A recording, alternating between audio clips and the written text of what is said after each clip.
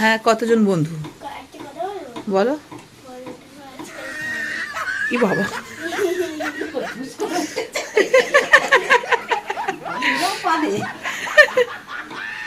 এখন আমার প্রেগনেন্সির জার্নি প্রায় 32 সপ্তাহ চলছে, প্রায় শেষের দিকে পৌঁছেই গেছি। আর কিছু দিনের অপেক্ষা, একটি নতুন প্রাণ আমার জীবনে আসতে চলেছে। যাই হোক, গুড়িয়া দেখলাম সকাল সকাল রেডি হয়ে গেছে স্কুলে যাওয়ার জন্য। যেহেতু সারা রাতটা খুব একটা ভালো করে ঘুমাতে পারি না, তাই তাড়াতাড়ি উঠে ওকে রেডিও করতে পারি না। রাধে রাধে বন্ধুরা, আমি ঝুম্পা, তোমরা দেখছো ঝুম্পা ইউটিউবার অ্যান্ড বিউটি। তো সকালের প্রতিদিনের ব্লগে তোমাদেরকে আবারও জানাই স্বাগত। তো সকালবেলা ঘুম থেকে উঠে গুড়িয়া হচ্ছে আমাকে একটু হেল্প করলো। ও কিন্তু একাই রেডি হয়ে গেছে, আর আমি বললাম আগেই উঠতে আমি লেট করে ফেলেছি। ঘুম থেকে উঠে দেখলাম ওর ঠাম্মা এদিকে ওর জন্য ঘুগনি আর রুটি বানাচ্ছে সকালে টিফিনে নিয়ে যাওয়ার জন্য স্কুলে। গুড়িয়ার পাপা থাকলে অনেকটাই হেল্প হয়ে যায়, কিন্তু গুড়িয়ার পাপা গেছিলো আজকে সকাল সকাল মার্কেটে। প্রতিদিন ঘুম থেকে উঠে গুড়িয়ার কিন্তু আগের কথা থাকে কি টিফিনে নিয়ে যাবে, কারণ হচ্ছে ও টিফিন খেতে প্রচণ্ড ভালোবাসে। আর প্রতিদিন আমরা বানাতে পারি না, জানো তো, ওর ঠাম্মা কিন্তু প্রায় দিনই অসুস্থ থাকে, ভালো মন্দ কিছু বানিয়ে দিতে পারি না। তাও চেষ্টা করে ওর ঠাম্মা সবসময় ওকে বানিয়ে দেওয়ার, বাড়ি থেকে টিফিন দেওয়ার। যখন পারি না তখন বাইরে থেকে কিনে দিতে হয়, কিছু করার নেই। ওদের স্কুলে হবে একটি প্রোগ্রাম, আর তার জন্য লাগবে একটা থালা।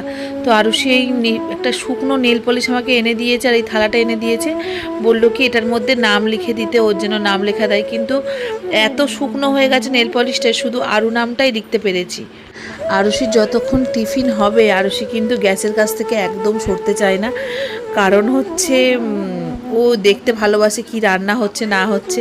আর দেখো কত ফানি কথা বলছে যে পরোটা মা পুক করে ফেলেছে। মানে পরোটা ভাজার সময় যখন হচ্ছে ওটা ফুলে থাকে, একটা ফুস করে আওয়াজ হয় না, সেটাই ও বলছে। মানে মাথায় বাচ্চাদের কত রকম বুদ্ধি ধরে, তাই না?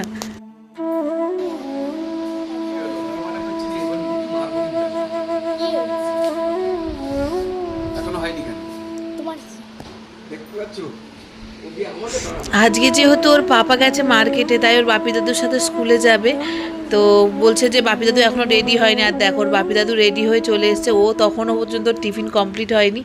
আর দুজনে চললো গট করে স্কুলের দিকে।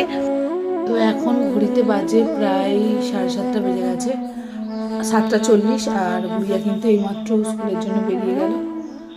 এখন আমি বসে আছি, মা ওখানে খাওয়া তৈরি করছে। অভিজিৎ কিছুক্ষণের মধ্যে চলে আসবে। খাবে না।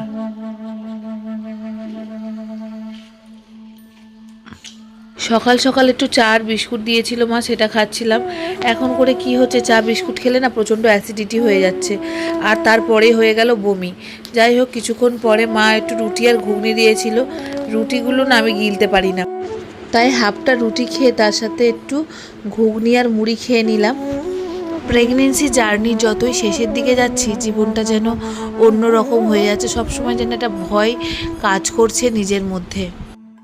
তো আজকে আমাদের দুপুরে রান্না হয়েছিল ভাত, আর এটা হচ্ছে পালং শাক দিয়ে একটি আলু দিয়ে সবজি মতো তৈরি হয়েছিল, আর শুটকি মাছের সবজি আর ডিম ভাজা। আমি তো পালং শাক আর ডিম ভাজা দিয়েই ভাত খেয়েছি। সত্যি কথা বলতে খেতে চাই মন অনেকটা, কিন্তু খেতে পারি না, ভয় পাই অ্যাসিডিটির কারণ। আর খুব একটা ভাত তো খেতেই পারি না, খুব জোর হলে 2 চামচ ভাত নিলাম এনাফ।